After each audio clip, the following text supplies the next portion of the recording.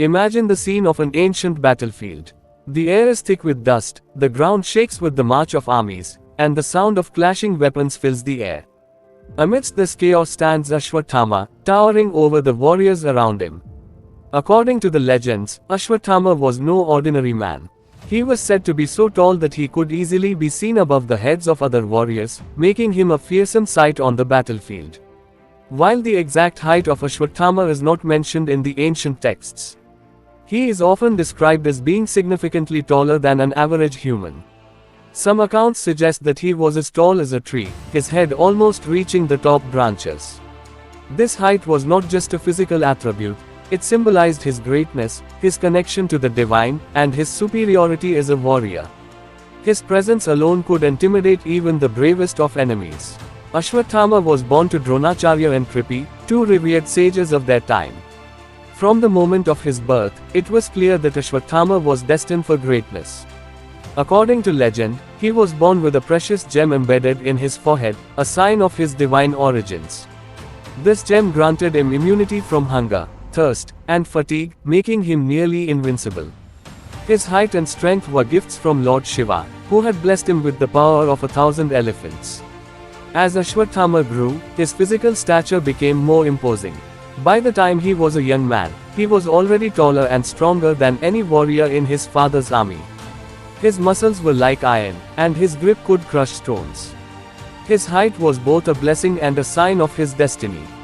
It set him apart from others and marked him as a chosen warrior, one who would play a crucial role in the great battle of the Mahabharata. Under the guidance of his father, Guru Dronacharya, Ashwathama trained rigorously.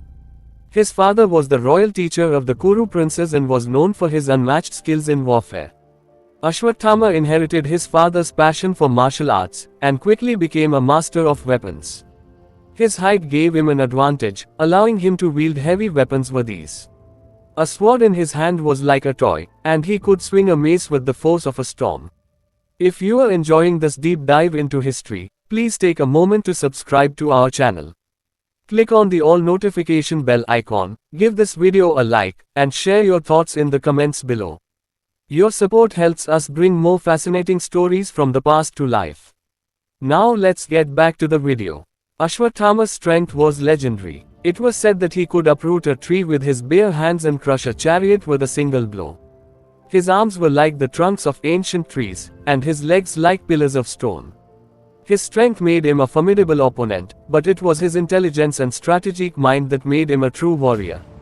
He was not just a giant of a man, he was a skilled tactician, capable of outthinking his enemies. The Mahabharata tells the story of the Great War of Kurukshetra, a battle that lasted for 18 days and changed the course of history. Ashwathama played a crucial role in this war, fighting on the side of the Kauravas. His height and strength made him a key figure in the battle, and he was often seen in the thick of the fight, cutting down enemies with his sword and crushing their defenses with his mace. His towering figure could be seen across the battlefield, a beacon of power and fear. Warriors would try to avoid facing him, knowing that to stand against Ashwathama was to face certain death. But Ashwathama was not just a warrior. He was a son, a friend, and a man bound by his loyalty to his father and his allies. His strength was not only physical, but also moral, as he fought to uphold the values he believed in. However, even the strongest warriors have their moments of weakness. Ashwathama's fall came when his father, Dronacharya, was killed in the battle. Overcome with grief and anger, Ashwathama vowed to avenge his father's death. In a moment of rage, he unleashed the Narayanastra, a divine weapon, upon the Pandavas. His height and strength, once symbols of his greatness, now became symbols of his wrath. In the end, Ashwathama's actions led to his downfall. Cursed by Lord Krishna for his ruthless actions, Ashwathama was condemned to wander the earth for eternity, his tall and mighty form now a reminder of the price of unchecked anger and revenge. His gem was taken away, leaving him to suffer the wounds of his actions. Even in his fall, his height and strength remained, a testament to the greatness that he once embodied. Today, the story of Ashwathama lives on, a tale of strength, courage, and the consequences of our choices. His towering presence in the Mahabharata is a symbol of the extraordinary, a reminder that even the mightiest can fall if they stray from the path of righteousness. His height and strength were gifts, but it was his choices that defined him.